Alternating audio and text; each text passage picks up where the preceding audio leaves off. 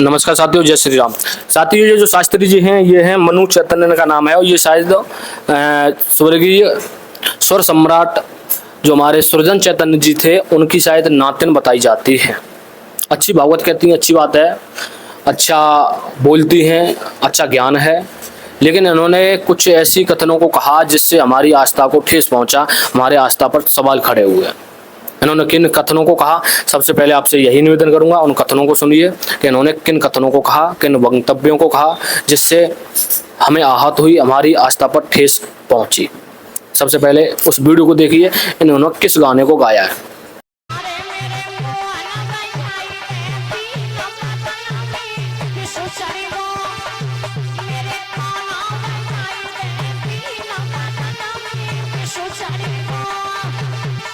जी, आपने इसमें जैसे कि सुना कि मोहन बजाए द बीन और विष चढ़े को, पता नहीं कहाँ पर इनके विष चढ़ा हुआ है, कहाँ पर इनके जहर चढ़ा हुआ है।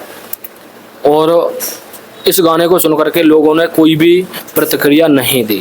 क्यों नहीं दी? क्योंकि वो लोग समझना नहीं चाहते हैं, वो भगवान श्री कृष्ण की महिमा को नहीं समझते हैं। भगवान श्री हमारे देवी देवताओं के ऊपर उंगलियां जितनी उठ रही हैं उनको दबाने का कार्य तो कोई कर ही नहीं रहा है, बल्कि उसको बढ़ाने का कार्य किया जा रहा है।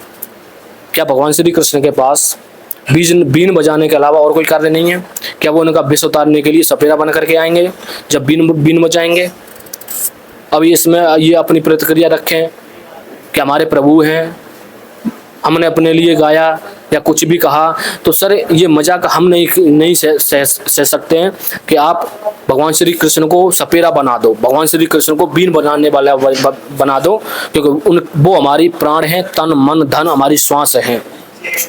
अगर वो हैं तब ही हमारा जीवन संभव है, अन्यथा हमारी इस आत्मा का, इस देह का कोई भी मतलब नहीं है, क्योंकि उन्हीं की बदौलत हम हैं, हमारी सांस है, हम कुछ भी कर रहे हैं। ये इस सृष्टि का अगर पत्ता या कड़ उड़ रहा है या पत्ता हिल रहा है तो उन्हीं की बदौलत हिल रहा है और उनके लिए हम मजाक नहीं सह सकते हैं। तो शास्त्री जी, आपसे ये निवेदन है कि कुछ भी गाइए थोड़ा सोच समझ करके गाइए, ये आपसे निवेदन है। मोहन बजा दे बीन विष चढ़ गो, तो मोहन बीन बजाने के लिए नहीं आ सकते हैं। और उनको अगर आप ऐसे छोटे छोटे कार्यों के लिए अगर जिस प्रकार से आप बदनाम उनको कर रहे हो कि वो यही, क्या उनके पास यही कार्य है? कोई गाना गाता है कि शाम चूड़ी बेचने आया, मनहारी का भेष बनाया, तो उनके पास ये समय नहीं है। ये इस सृष्टि के निर्माता हैं, वो ये सृष्टि है, तभी ये सृष्टि अगर है तो उन्हीं के कारण है, अगर वो हैं तो सृष्टि है। और उनको आप बीन बजाने के लिए बुला रहे हो, उनको आप सपेरा बनाने के लिए, मतलब सपेरा बनाकर बुलाना चाहते हो कि वो आपका विष उतारने के लिए।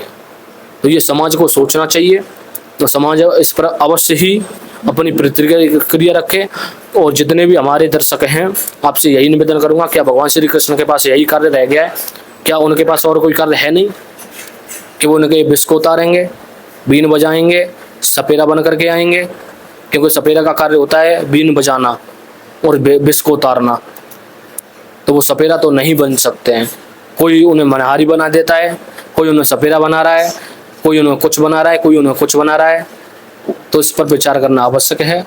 और मनु जी, आपसे ये निवेदन है कि आप अपनी मर्यादा में रहें, आपकी जो मर्यादा है उस मर्यादा पर आप चलते हुए आ रहे हैं, उसके लिए मैं आपका बहुत बहुत धन्यवाद देता हूं।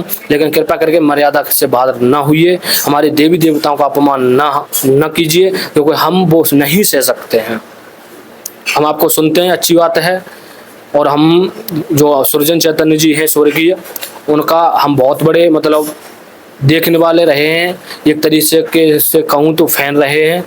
लेकिन आप जिस प्रकार से जिन कथनों को कह रही हैं तो वो बिल्कुल ही निंदनीय हैं, और हम उस पर अवश्य प्रतिक्रिया करेंगे, क्योंकि हमारे लिए भगवान श्री कृष्ण हमारे देवी देवता, हमारे प्राण हैं, तन धन मन कुछ भी हैं तो वही हैं, उनकी ही बदौलत हमें, तो हम इस चीज़ को नहीं सह सकते हैं। आपसे निवेदन है और दर्शकों से निवेदन है कि वीडियो को ज़्यादा से ज़्यादा शेयर करें, उन तक पहुँचाएँ जिससे वो इस चीज़ को समझ सकें। धन्यवाद। जय श्री कृष्ण।